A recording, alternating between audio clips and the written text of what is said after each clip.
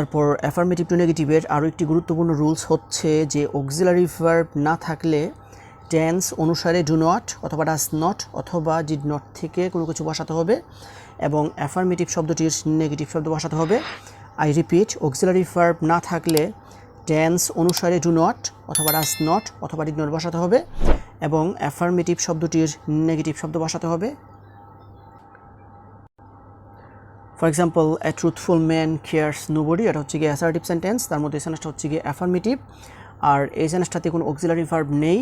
আর অ্যাফার্মেটিভকে negative করার সময় যদি কোনো অক্সিলারি ভার্ব না থাকে তাহলে আমাদেরকে টেন্স অনুসারে ডু নট অথবা ডাজ নট অথবা ডিড নট থেকে কোনো কিছু বসাতে হবে এবং অ্যাফার্মেটিভ শব্দটির নেগেটিভ শব্দ বসাতে হবে।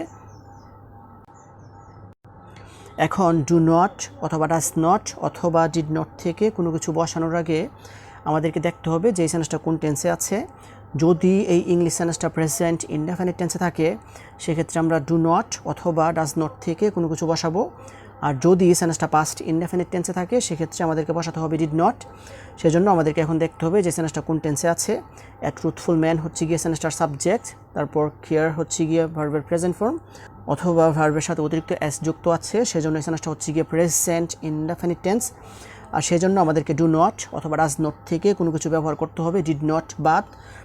তবে এখনও সমস্যা আছে, ডু নট নাকি ডাজ নট। সাবজেক্টটা যেহেতু থার্ড পারসন সিঙ্গুলার নাম্বার সেজন্য আমাদেরকে ব্যবহার করতে হবে গিয়ে ডাজ নট, সেজন্য আমরা বসিয়েছি ডাজ নট। আর ডাজ নট বসানোর কারণে ভার্বের সাথে যে অতিরিক্ত এসটা আছে সেটা আর থাকবে না, সেজন্য আমাদেরকে বসাতে হবে কেয়ার। তারপর অ্যাফার্মেটিভ শব্দটির নেগেটিভ শব্দ বসাতে হবে, সেজন্য নোবডি এর জায়গায় আমাদেরকে লিখতে হবে এনিবডি।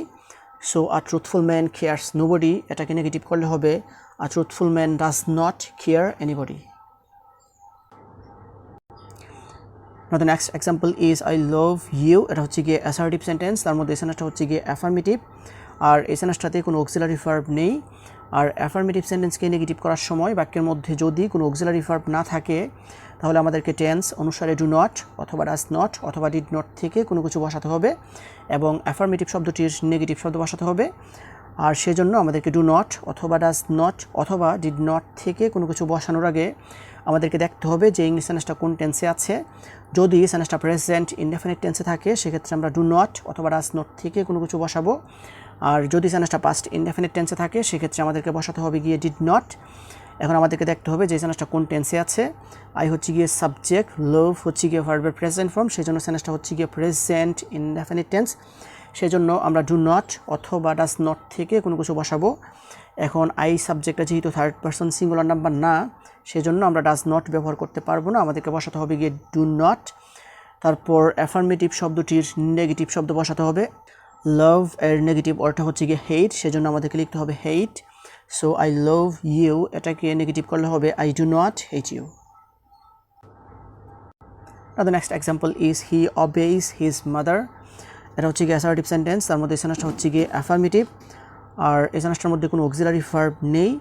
আর অ্যাফার্মেটিভ সেন্টেন্সকে নেগেটিভ করার সময় বাক্যের মধ্যে যদি কোনো অক্সিলারি ভার্ব না থাকে তাহলে টেন্স অনুসারে ডু নট অথবা ডাজ নট অথবা ডিড নট থেকে কোনো কিছু বসাতে হবে এবং অ্যাফার্মেটিভ শব্দটির নেগেটিভ শব্দ বসাতে হবে। এখন ডু নট নাকি ডাজ নট নাকি ডিড নট থেকে কোনো কিছু বসানোর আগে আমাদেরকে দেখতে হবে সেন্টেন্সটা কোন টেন্সে আছে। যদি সেন্টেন্সটা প্রেজেন্ট ইনডেফিনিট টেন্সে থাকে সেক্ষেত্রে আমরা ডু নট অথবা ডাজ নট থেকে কোনো কিছু বসাবো, আর যদি সেন্টেন্সটা পাস্ট ইনডেফিনিট টেন্সে থাকে সেক্ষেত্রে আমাদেরকে বসাতে হবে গিয়ে ডিড নট। সেজন্য আমাদেরকে দেখতে হবে যে সেন্টেন্সটা কোন টেন্সে আছে। হি হচ্ছে গিয়ে সাবজেক্ট, অবে হচ্ছে গিয়ে ভার্বের প্রেজেন্ট ফর্ম অথবা সাবজেক্টের থার্ড পারসন সিঙ্গুলার নাম্বার হওয়ার কারণে ভার্বের সাথে এস যুক্ত আছে, সেজন্য এই সেন্টেন্সটা হচ্ছে গিয়ে প্রেজেন্ট ইনডেফিনিট টেন্স। আর যেহেতু সেন্টেন্সটা প্রেজেন্ট ইনডেফিনিট টেন্স সেক্ষেত্রে আমাদেরকে এখন ডু নট অথবা ডাজ নট থেকে কোনো কিছু বসাতে হবে, ডিড নট বাদ। তবে এখনও সমস্যা আছে, ডু নট নাকি ডাজ নট। এখন সাবজেক্টটা যেহেতু থার্ড পারসন সিঙ্গুলার নাম্বার সেজন্য আমাদেরকে বসাতে হবে গিয়ে ডাজ নট। তারপরে আমাদেরকে অ্যাফার্মেটিভ শব্দটির নেগেটিভ শব্দ বসাতে হবে। ওবে এর নেগেটিভ শব্দ হচ্ছে গিয়ে disobey. So he obeys his mother, এটাকে নেগেটিভ করলে হবে he does not disobey his mother.